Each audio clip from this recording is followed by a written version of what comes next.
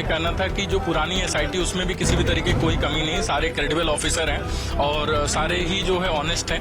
But इस पे जो है स्टेट पेटिशनर्स की तरफ से हमारी तरफ से ऑब्जेक्ट ये हुआ कि जो मिलावट हुआ है, जो इंसिडेंट आया वो पहले भी जो है उसमें स्टेट गवर्नमेंट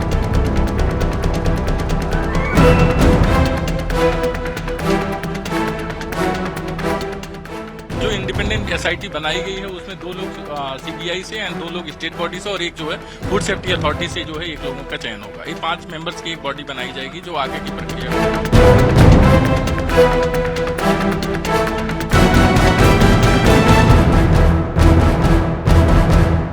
टाइम बाउंड नहीं है, इस एज सून एज पॉसिबल होगा। बट सवाल ये है कि जो पुरानी एसआईटी जब सुप्रीम कोर्ट इंटरवीन कर दी है तो वो अपने आप जो है उसको जो है खत्म कर दिया जाए।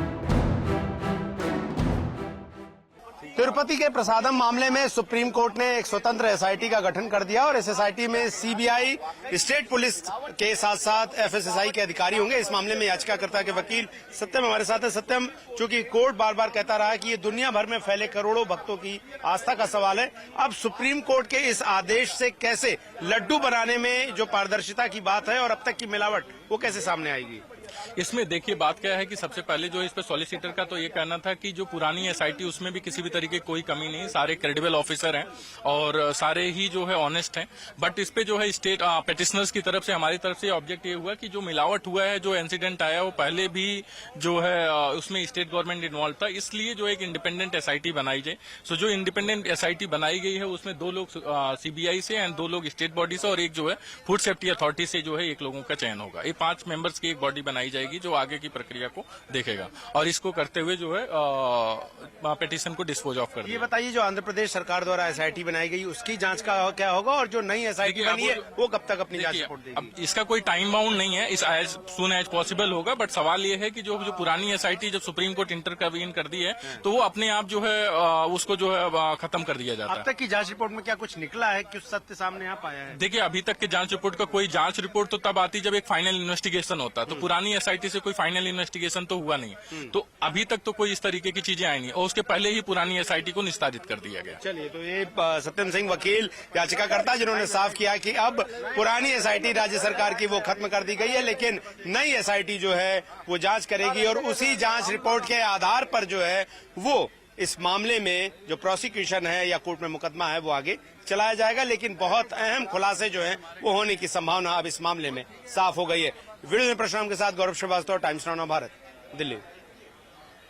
बिल्कुल मैं एग्री करता हूँ। पूरे देश में जितने भी मंदिर हैं उनको लेके एक सनातन बोर्ड की व्यवस्था होनी चाहिए, ज़रूरत है उसकी, जो पूरे मंदिरों का मतलब देखभाल करने के लिए, ऐसे चीज़ों को मतलब एनालिसिस करने के लिए बिल्कुल मैं सहमत हूँ कि सनातन बोर्ड की ज़रूरत है। अभी क्या बात है ये तो मुझे नहीं पता फ्रैंकली, बट अगर ऐसा हो रहा है तो this is very very wrong because see so many people are coming daily with wasting like almost 36 hours just to see a 1 second of and also prasad.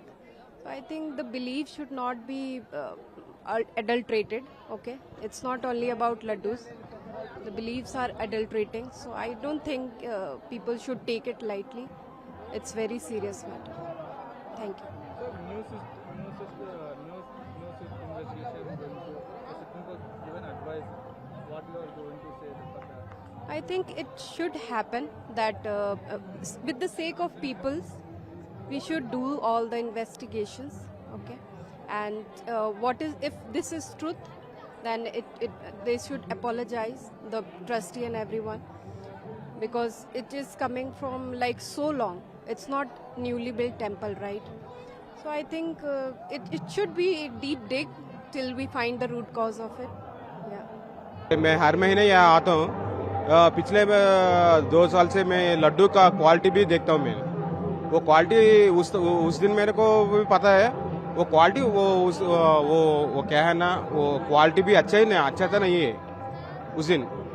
और वो आज सुप्रीम कोर्ट ने आपने आज दिया था ना, उसके बारे में मैं इसी बोलता हूँ, ये लड्डू के बारे में सब पॉलिटिशियंस इसको पॉलिटिकली ड्रैग करते हैं। जो ये इशू है वो अपने को भी कुछ मालूम नहीं है, लेकिन हमको तो मैं तीसरी बार आया हूँ, लेकिन ये मंदिर में ऐसा कभी मेरे को घी में कुछ मिलावट ऐसा नहीं लगा, क्योंकि अभी भी हमने लड्डू लिया है तो अभी तक तो ऐसा कुछ हमको समझ में नहीं आया कि ऐसा लड्डू में मिलावट होता है या कुछ, लेकिन इधर का कुछ इशू रहेगा तो अपने को भी कुछ इतना नहीं बोल सकते कि ऐसा है करके या नहीं है, ऐसा कुछ है। अभी हम तो खाना खा रहे, लड्डू खाया रात को भी, तो कुछ ऐसा दिक्कत नहीं आया कि ऐसा लगा करके। तो सुप्रीम कोर्ट ने एक एडवाइस दिया और गवर्नमेंट ने एक एडवाइस दिया इसके ऊपर, आप क्या कहना है, क्या डिमांड कर रहे हैं? नहीं, अभी तो गवर्नमेंट में दिया है, जो कुछ भी रहेगा सीबीआई इंक्वायरी करके फिर जो कुछ भी मिलेगा उसमें वो तो सच आ ही जाएगा, कुछ मिलावट रहेगा तो,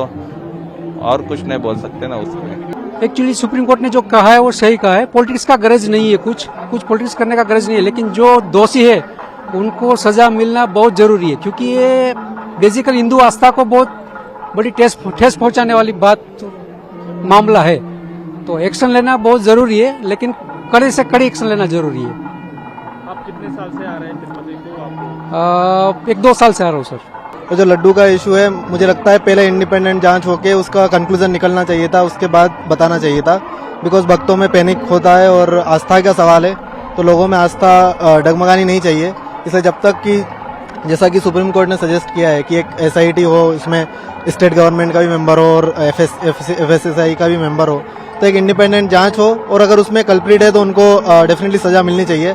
बट जब तक कि प्योर कंक्लूजन नहीं है तो लोगों में पैनिक फैला के उसको पॉलिटिकल गेन के लिए यूज नहीं करना चाहिए।